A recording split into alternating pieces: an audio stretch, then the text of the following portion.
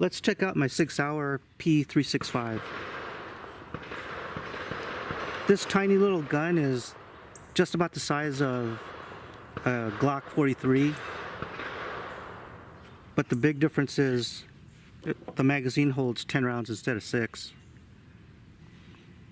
And if you compare the two, this gun is actually a little bit shorter. It's shorter in length, and then the height is also just a little bit shorter. So except for the width, this is probably more comparable to a Glock 42.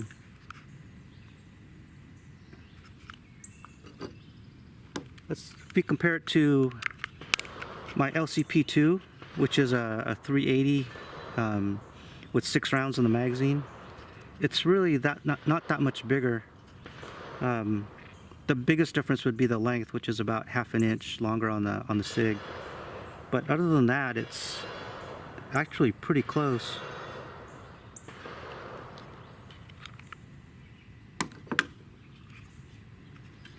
Just amazing. Let's take a look at the weight.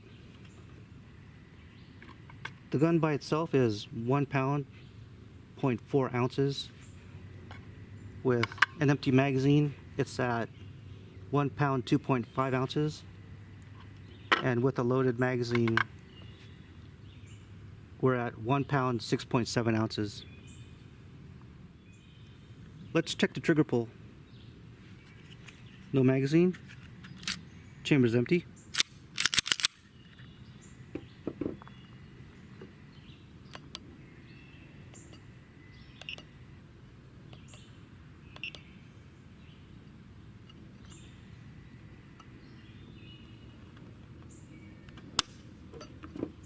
Six pounds, 3 ounces.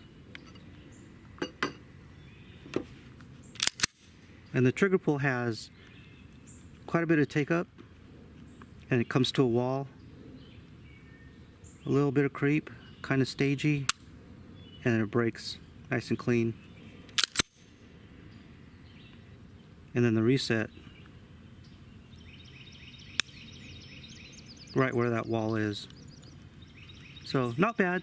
I mean, it's a lot better than the stock trigger in all of the Glocks I've bought lately.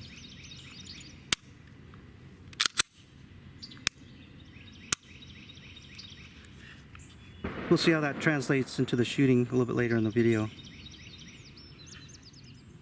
I was really shocked the first time I saw this gun. It just looks so tiny for something that can hold 10 rounds. You know, it's very small, it's very thin, and the grip is very compact. But once I got over that, I started to notice the really nice fit and finish of this gun. Really some nice quality touches, like the night sights. And these night sights, they glow really bright. I mean, it doesn't even have to be very dark for you to be able to see them. And then it has this really nice black finish on the stainless steel slide and barrel. We have our slide stop, slide release right there. Our mag release, it's protected by a little fence, but it's still very easy to manipulate. There's a proprietary mount for lights and lasers. Last I heard, Sig still has those in development. So overall, it just looks, you know, like a typical Sig product, very high quality. Let's go shoot this thing and see if it actually works. All right, let's see if this gun will run.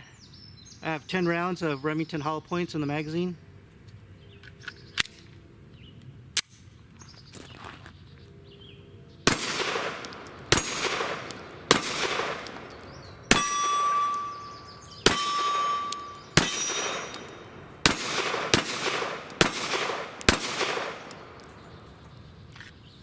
Nice.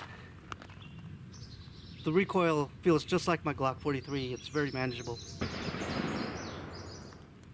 Let's try some Remington 115 grain full metal jacket.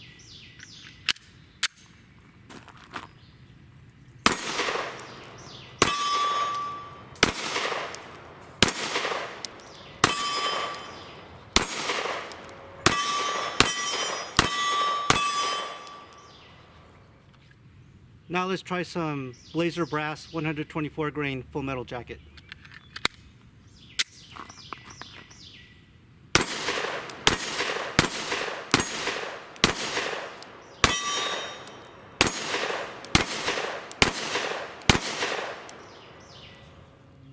Now let's try some reloads. These are 147 grain plated bullets, and they're loaded to right around 950 feet per second out of my 5-inch XDM.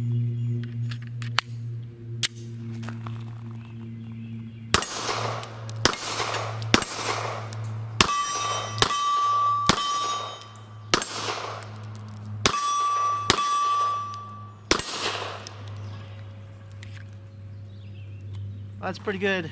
So we've tried a few different loads, and it functions just fine with all of them. I have no worries that I'll be able to use just about any kind of ammunition, and it's going to work. It looks like the sights are right on as they came from Sig. Let's see if I can hit an 8-inch plate at 50 yards.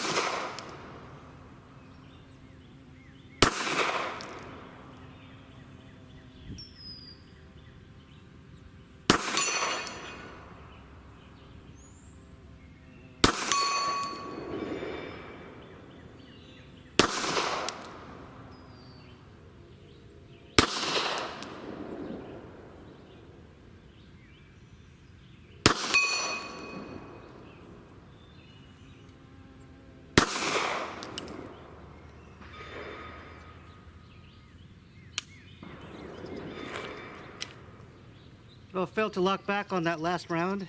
I think my target ammo is a little too weak. But I did hit the target, I think, about 4 times. We'll take a look at the film later on. But very impressive accuracy, and the trigger pull really helps a lot with getting those hits.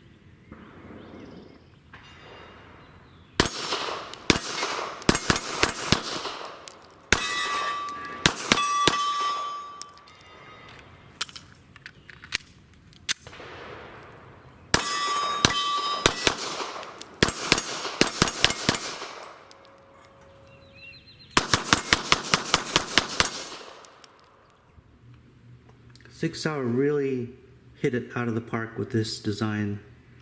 Not only were they able to create a double stack 10-round magazine in an envelope that's usually only allows for a 6-round single stack magazine, but they also created a truly tiny gun that, despite its size, it's still very easy to shoot effectively.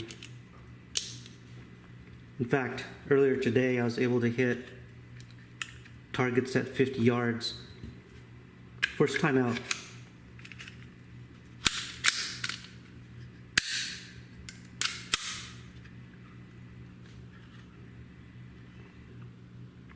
I think Sig Sauer really set the bar high for what's to come next from the other manufacturers.